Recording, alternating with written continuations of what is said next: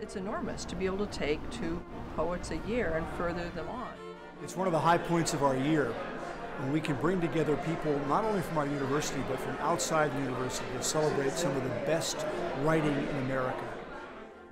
The Kingsley Tufts Award means to me that I can participate in rewarding excellence and recognizing excellence that by definition is not already conventionally recognized. I feel privileged to have the opportunity to serve as a judge, and I've enjoyed doing it. It's my second time on the judging panel, and I'm humbled by the people I get to sit next to.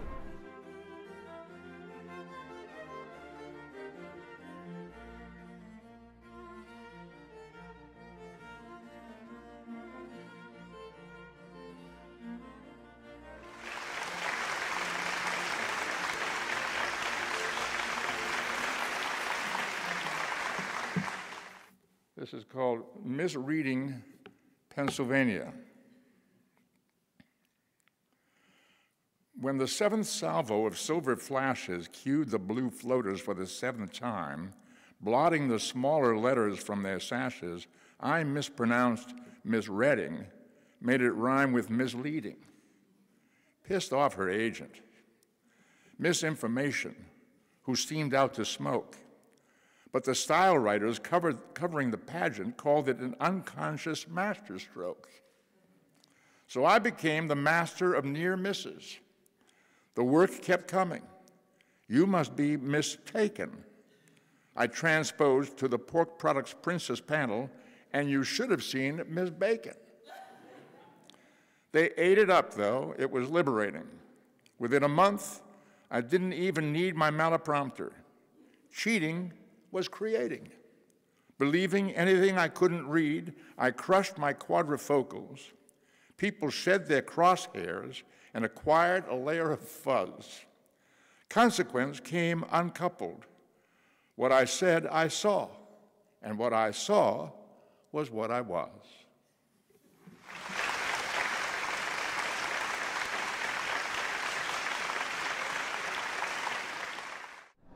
Gosh, it just is an invaluable vote of confidence. It was completely unexpected to receive the call, and it was just like the most marvelous gift.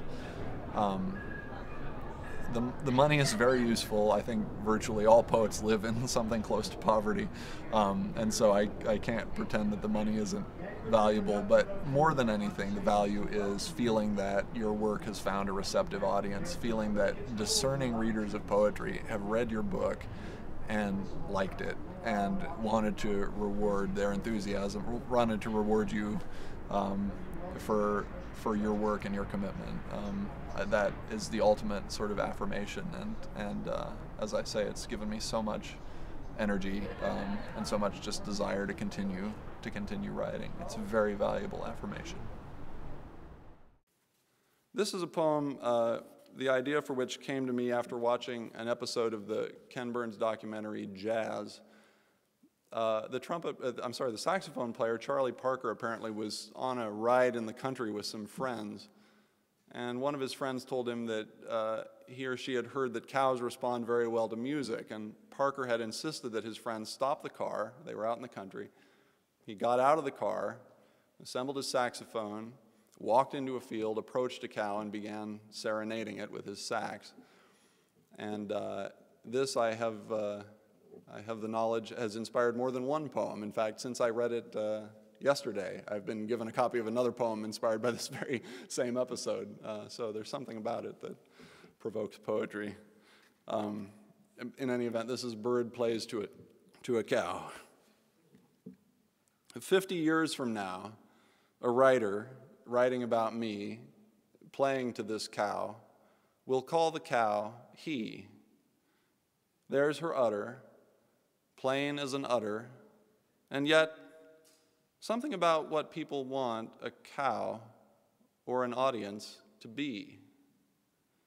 Some painters haze the foreground and render something in the middle distance unnaturally sharp to remind the idiot looker that this is a painting, not a pasture. The writer will probably do something self-referential too, and will almost certainly call the cow bewildered.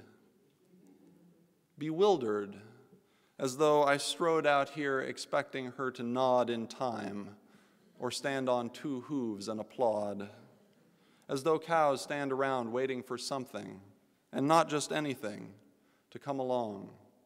Come on. What I do might confuse you, but this cow was wildered when I got here. To this cow, there is only the plain fact: hot fence, sharp fence, shit, puddle, tuft of grass, golden horn in the hands of the brown man who wasn't here this morning and is here now. And notes, too. After so much noise, the plain fact of song. My friend, the bewildered one who's still in the car, told me that cows dig music. I choose to believe that. That's what I'm doing here. She choose. That's what she's doing here.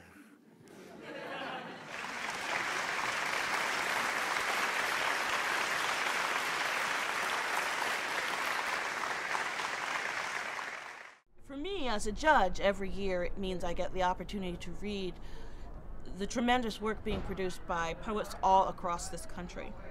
And since it is an award for a mid-career poet, that means we're reading sometimes a poet's second book, sometimes a poet's seventh book. So it's a very broad spectrum of work that we're looking at in order to determine a winner. So the process is as valuable to me as a judge as the outcome. And so Eric will be able to write a new book, take some time off, really jumpstart his career, allay some doubts, and Rodney Jones, who has published 7 books, is got a, he's over the moon. From Rodney Jones' Salvation Blues. The first piece I'm going to read is called Risks.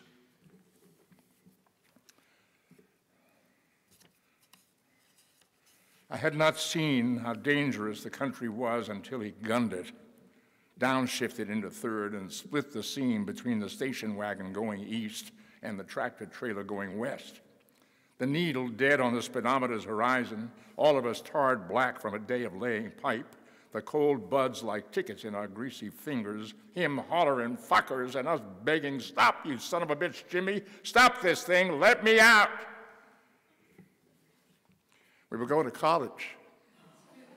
We would be something, and nothing like him, married, a dad at 17, though later when we talked, it would be of him, stumbling home drunk at 5 a.m. to sucker punch his father-in-law and then torch the garage, as earlier it had been of him, bolting from the cliff above the rock crusher, clowning through flips for the first 50 feet and then knifing down clean, the water so smooth, and him holding his breath so long down there, they said there was a cave under a big rock where he would come up, roll a Leviathan joint, and smoke it as we stood arguing the details of collaring the rescue squad, and then he would surface with that same hard, contagious laughter he had carried from childhood, as he had always been the one holding it up to us.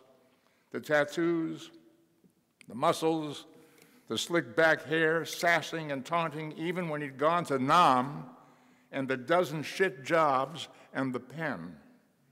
After the burglaries, the assaults, the homicide, him talking through our mouths, him clenching our fists, him never taking it from anyone. And now, given the consecutive lives to think, the nights in a cell, the days sewing wallets, pressing sheet metal into tags, loading laundry into chutes, hoeing the prison beans, does he think of us at all? Is he even conscious of us when he dreams he has us begging on our knees? And when the blood starts, does he love us now that we speak of him often and always with that sweet fear that marks our liberty?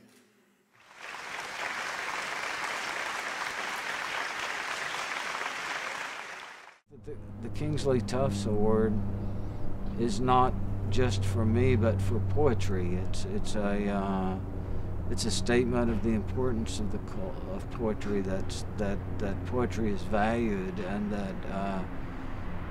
that people should pay attention to it, and that that includes me. I've always valued this award. When I didn't receive it, I've wanted to look at those books, and I've thought, because the judges have been so good and so independent, I've thought that means something. And it means something to me deeply. I mean, I firmly appreciate it. I don't think it has to do with anything other than people's love of the art. And the faith that you have as a writer should always be in people who love the art and who are pure. And I see it that way. This is an odd poem, and I'll just read a few more, but it's sort of a story. I was a wonderful hippie. I loved being a hippie. I lit my hair often. That was a problem. My hair was out of control, and I kept lighting my hair. And it's not cool. The smell of burning hair is not a cool thing, but I felt very cool. And I felt very wealthy because I was able to work in the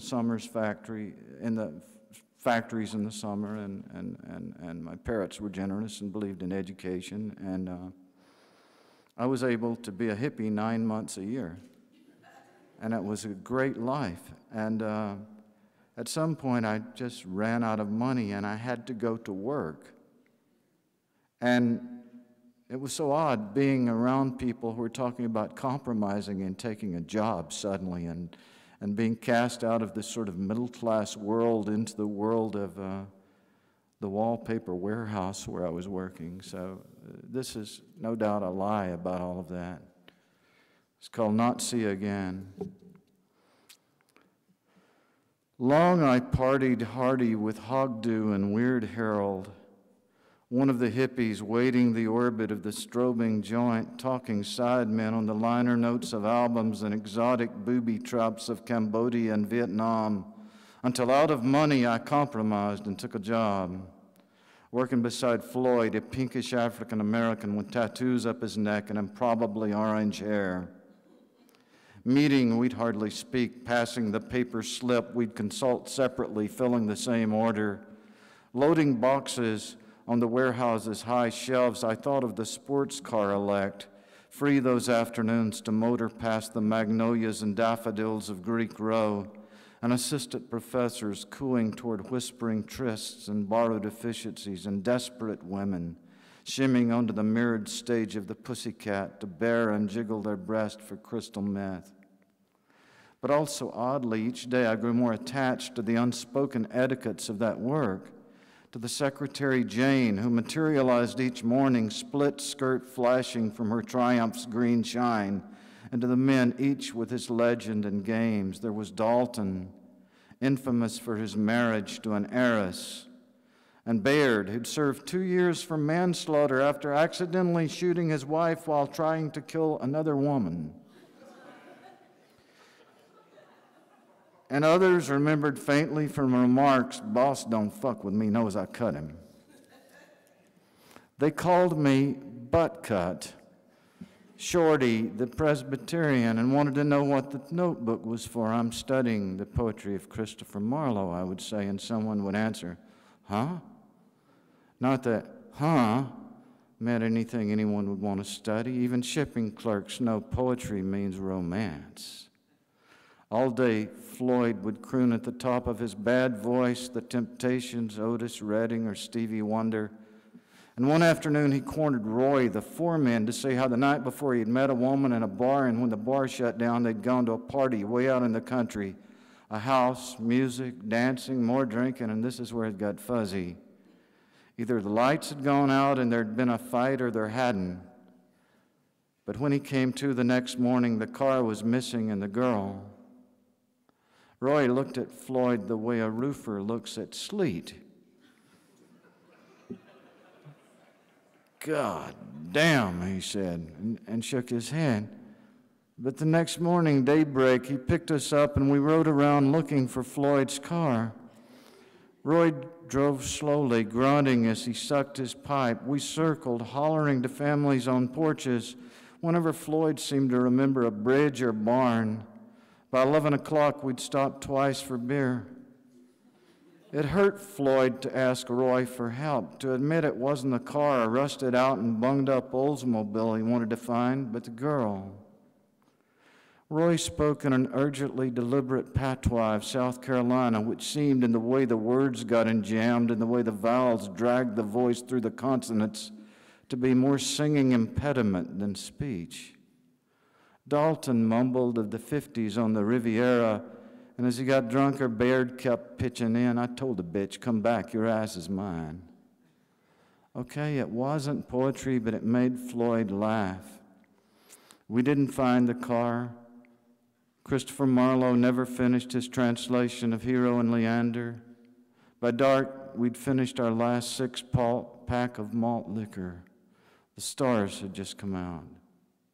How lucky I was to have gone broke, not to have it all regurgitated from me from a book, but to have lain in a field with the tongue-tied, the murderous, the illiterate, and the alcoholic, since I've ended up like this, the sedative raconteur, the contemplative man.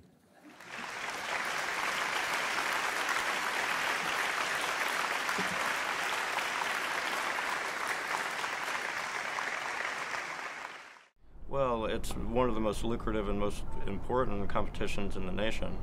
For the Kingsley Tufts Prize at $100,000, that's the biggest prize that you can win as a poet.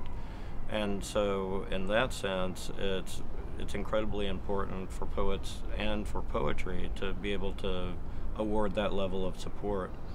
For the Kate Tufts Prize at $10,000, the monetary award is certainly significant, one of the most significant prizes for a first book poet, but even more so, I think the recognition that comes along with that prize really sort of launches a poet forward into their career, and that really stands out among the other prizes that are given for published books. One big difference about this prize is that it awards a significant amount of money, and it's no joke. We should respect sums of money, and I think it's $100,000 this year. That can really make a difference in an artist's life. It can solve health problems, it can supply significant time off, and in just most brutal terms, it's tangible, actual encouragement. And encouragement can mean a lot to an artist.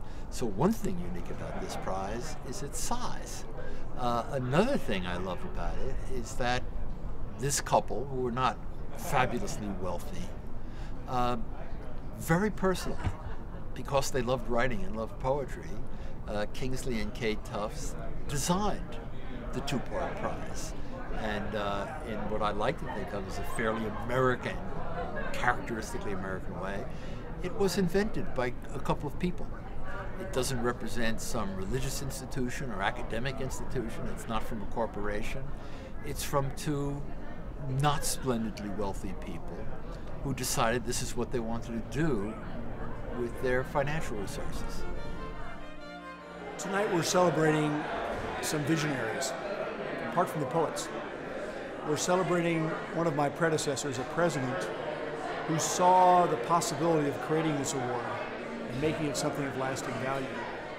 But most of all, we're celebrating two individuals who were themselves poetically inclined, had a fortune, and decided, let's invest this fortune in something that carries on beyond us. I interviewed one of their descendants tonight, and I said, do you think they would be happy if they were here now? And he said, they would be thrilled. And that means the world to me.